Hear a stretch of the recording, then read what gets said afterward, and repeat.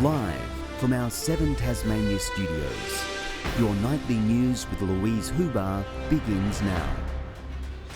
Good evening. The search for a swimmer missing off the coast of Burnie has been called off. Divers, a rescue helicopter and dozens of volunteers were unable to find her, scouring the coastline since she was reported missing yesterday afternoon. More than 24 hours since she was last seen struggling in the ocean, there's still no sight of a missing swimmer. Sad reality is we're in a search and recovery operation. We still maintain hope, but the reality is, given the time elapsed, it's just significant and beyond the survivability capability. The 22-year-old Burnie woman had been swimming at Somerset Beach with her 26-year-old sister and 9-year-old brother when they became caught in a rip.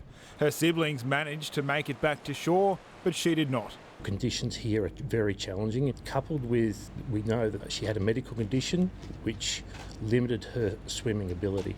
The area being searched is large, about 200 square nautical miles. Analysis of currents suggesting she could have drifted as far east as Burnie. From air, sea and land, the operation continued until last light yesterday, restarting first thing this morning. More than 50 volunteers involved in the large-scale effort, with divers scouring below the surface. The water off this currently unpatrolled stretch of beach at Somerset has at times strong and unpredictable currents, an invisible danger for swimmers, particularly around the mouth of the Cam River. Know the conditions, know the locality and know your capabilities. If it's a patrolled beach, swim between the flags. If it's not, there's a very good website at Surf Lifesaving Australia called Beach Safe. Nick Kelly, 7 Tasmania News. The state government and the education union are at loggerheads over how many teaching vacancies need to be filled for next year. There's claims of more than 100 empty places as the Education Minister stands firm that all will be filled. When the bell rings for Term 1 2024, tens of thousands of children will be back in class. But whether there'll be enough teachers in public schools is up for debate. My fear is we'll continue to see classes being collapsed, lessons being interrupted, and the students not benefiting from a consistent timetable. Weeks out from the summer break, the AEU claims vacancies are rising, claiming graduate numbers aren't keeping up with retirements. Budget estimates have revealed there was a shortfall of 80 teachers in the state.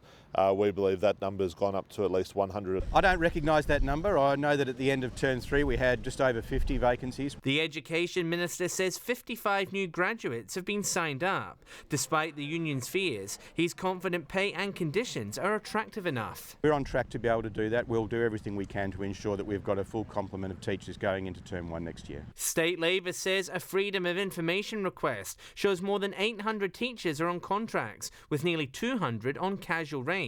They're calling for more staff to be made permanent. It's just crazy that we've got unfilled roles across Tasmanian schools, yet we've got so many teachers on fixed term and casual contracts. We'll consider all options to make sure that we can keep our workforce, including incentives for difficult to staff areas. John Hunt, 7 Tasmania News. A pair of headphones have been blamed for a Hobart City evacuation this afternoon after an unattended bag was found inside a Bathurst Street chemist. Police set up a 30-metre exclusion zone, closing the road to traffic. The road reopened at around 4 o'clock, with the contents announced a short time later. Inquiries are being made to find the owner of the bag.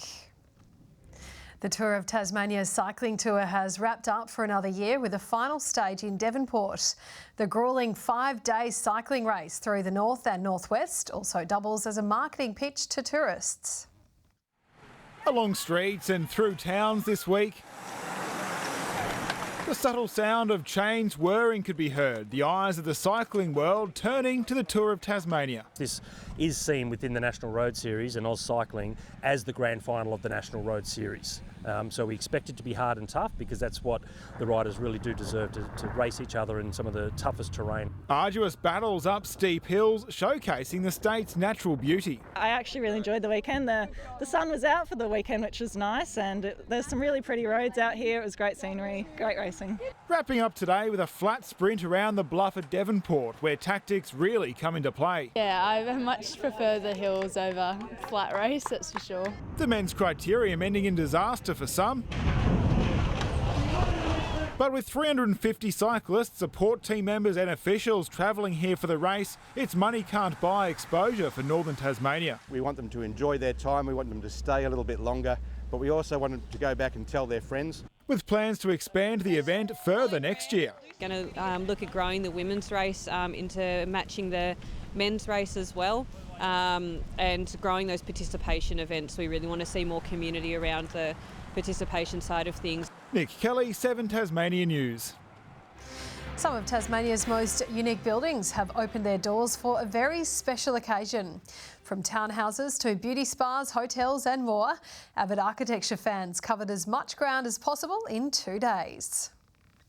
Seeing their own city in a different light, Tasmanians walked a new path through town this weekend as part of Open House Hobart. We get people inside buildings that they may not otherwise be able to get in behind the doors of, so they get an understanding of how the building works, why the architect may have made certain decisions. Members of the public spoiled for choice, more than 90 buildings to peruse, as well as hands-on activities and walking tours. We'll go through a few. I'd like to get to Runnymede House. Tasmania has the largest collection of Georgian buildings in Australia, and that's very special. Contemporary designs also on show. Medical Spa Levada is nestled in a heritage-listed building. There were a lot of considerations around the retention of the facade. There was only so many things we could do.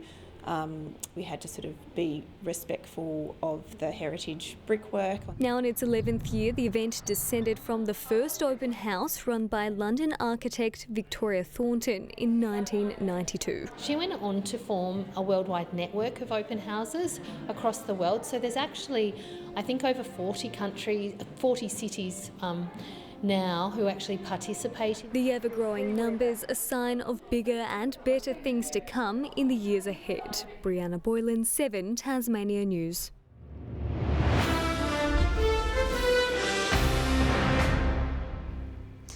The Jack Jumpers coach has praised his side's grit and grind effort in their 82-72 win over the Adelaide 36ers last night. Jordan Crawford top scored with 17 points as Tasmania recorded their second win in a row. Back on track after a challenging few weeks. I'm really proud of our guys. They stepped up, they played well across the board, and it was a good effort for us. Scott Roth, a happy man after a win on the road. To me, it was just a kind of a classic Jack Jumper game, kind of a grinding game, and on the road, it's very, very difficult to win. Facing a team still finding their feet, Milton Doyle was firing early, but Adelaide was looking to make a point. Wiley all the way! And a little bit of a flex for the home fans. Turnovers, though, were costing the 36ers, giving Tasmania a quarter-time lead. That's pretty solid. Here's Deng outside. He's hit some shooting form this year as well. Milton Doyle worked hard under the ring as Jordan Crawford found his way into the game. Tasmania in charge at half-time. Here's Crawford from downtown. Feasting on 36ers mistakes, the Jackies blew the game open in the third. And an 11th turnover. Tassie have got 10 points so far from turnovers. Make it 12. McVeigh outside. Cans that one. Their 16-point lead was slashed to 7 in the final quarter as the 36ers looked for a miracle. But the Jackies had the answers, improving their record to 6 wins and 4 losses. Yeah, Jackie basketball just, grit, grind, getting after it defensively, being up the floor. John Hunt, 7 Tasmania News. The Tassie Tigers have a nervous wait to see if they can play Hockey 1 finals. In a crunch clash against Adelaide, the men's squad went up early from a short corner, but eventually lost 3-1. With a bye in the last round, they need results to go their way to make the finals. The women's side will finish the season at the bottom after a disappointing 2-1 loss to Adelaide. Stuart McSwain has had a successful trip to Japan for the second year running as he continues his Paris Olympics build-up. The King Islander lined up to defend his crown in the Fukuoka Mile. McSwain cruising home in a time of just over 4 minutes. And after surviving a nasty crash on the home lap, which took out the head of the pack, Kane Richards has powered on to win the men's criterium of the Tour of Tasmania's final day. Overall honours, however, going to Matthew Greenwood after a strong performance in Stage 2. Chloe Moran winning the women's criterium after a sprint finish. Mackenzie Coupland now hanging on to the yellow jersey she's worn since Stage 1. Good evening. Today, Hobart and Devonport 19 degrees, Launceston 21, Burnie 18. The state's top was recorded today at both St Helens and Friendly Beaches with 23. Flinders Island, Maria Island and Bushy Park all 17. King Island and Smithton both 16, Grove 15, Strawn 14 and just 11 for Laiwini.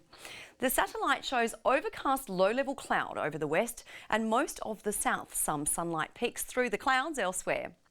Extensive areas of thunderstorms are seen over most of the territory, southwest parts of WA, northern SA and the central north of New South Wales.